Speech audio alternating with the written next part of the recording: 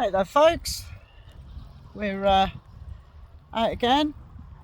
It's a bit later this afternoon because I've been sort of doing things and talking to people, but we're down the front today. We're down along the, just walking along the front, back home. As you can see, the sun's shining. There's Scosh.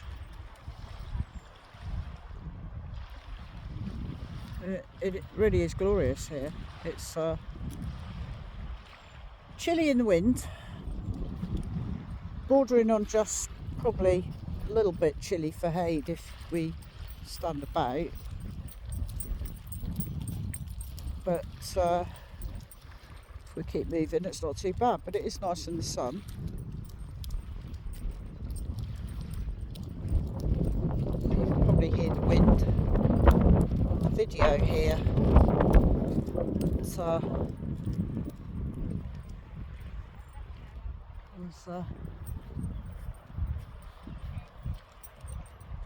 It is a cracking day here in Scotland.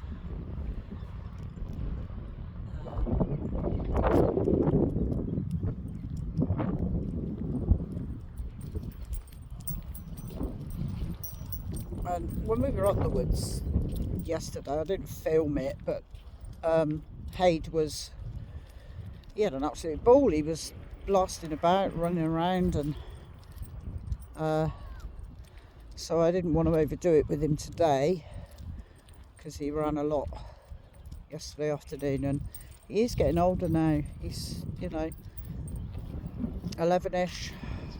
Well, according to his passport. I've had him 8.5 years.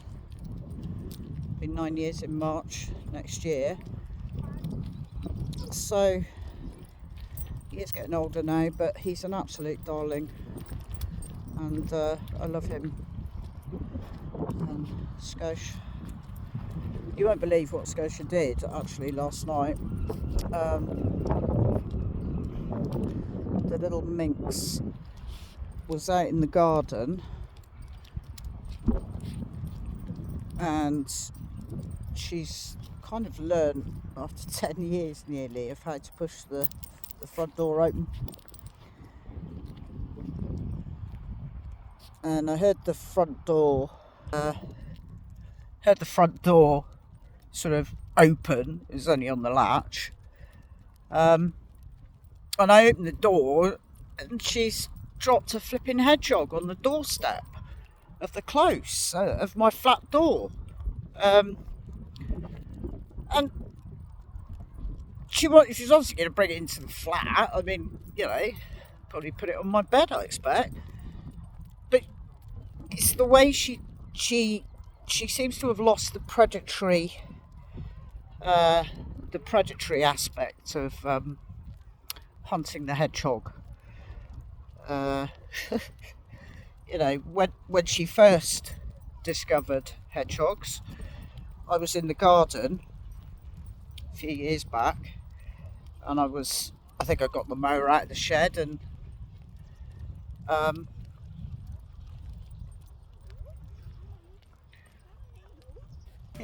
hello, little one. Hello, guys. Hello. Hello. There you go. Hayden's. They're very good with other dogs. That's good. He's the same. He just loves to say hello to everyone. Ah, bless. Hello. Yeah, gorgeous, aren't you? How old is he? He's 3.5. Oh, right, okay. This guy here, he's a Spanish galgo from Spain. Right. He's approximately 11ish now. I've had him nearly 9 years, and then she's my little 10-year-old Saluki cross. Had her since she was 4.5 months. So You get fed up. he feels the cold, so we're kind of just bordering on too chilly. He's going to have to start wearing a coat. He's acclimatised well, but he likes the sun. Tonight. Yeah, but he'll be home soon. He'll be warm. Nice meeting you. Take care. There you go. we're talking about East Coast anyway. Yeah, so going back to the hedgehog incident, when she first started hunting hedgehogs, because they do hibernate in the shed, the same shed that the cat was born in. I don't know why they choose the shed in my garden. So I was mucking about with the lawnmower or something, and I turned round, and I thought, oh, she's chewing on an old brush head. You know, obviously dragged it out of the shed along with other stuff that was in there, old dog beds and things. And then I suddenly realised, within a very short space of time, did a double take, realised that I didn't have any brushes in the shed, and that she wasn't actually chewing a brush head. She was actually chewing on a hedgehog. The hedgehog was uninjured. She didn't manage to get through the prickles, obviously. There was no blood, there was no injury. But to see her actually pick a hedgehog up now, a few weeks ago she brought one in from the back garden and rolled it down the close like a bowling ball and went into the flat and got on the bed as if she, the hedgehog wasn't there. She is a lush dog and I love her. She certainly has her funny sides. But yes, what a glorious afternoon this is. I wanted to sort of carry on my story from what I was talking about in the last video.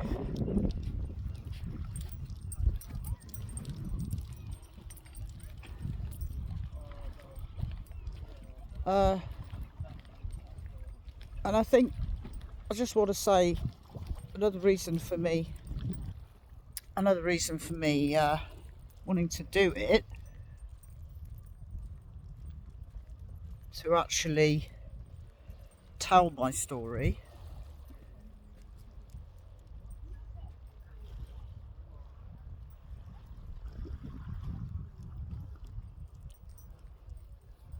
is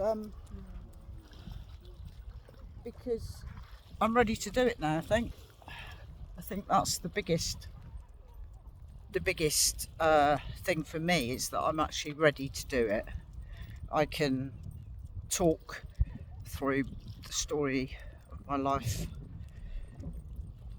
so far and stuff that's happened in my life with no sort of real trauma attached to it anymore, because I've dealt with it all. When I say I've dealt with it all, it's because I've had to face it all, as a lot of people do when they have to face things in their life and their past. But although I will probably get emotional talking about stuff, I'm not tied to it. I'm not haunted by it. I'm not affected by it in a negative way anymore,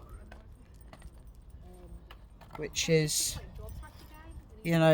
remarkable, really, because Scotia's just walked through the skate park. That wasn't very clever, really, was it, kid? Go that way. So, had I thought about sharing my story,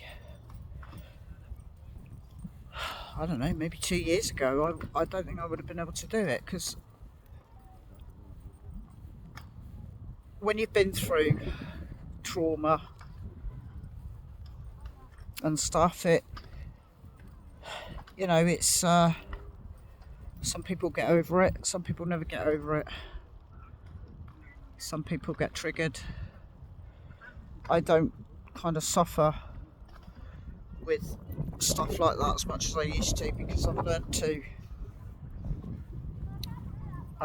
kind of not just rely on my own strength.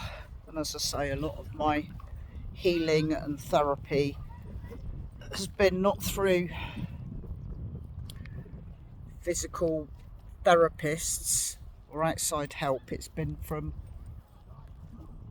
what I believe about my own identity and about myself. And,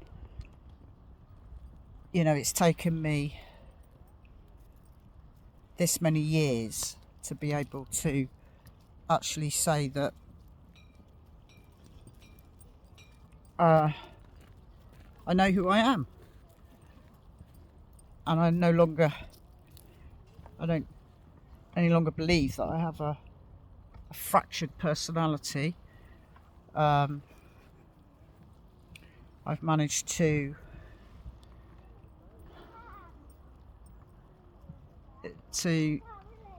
grasp that my issues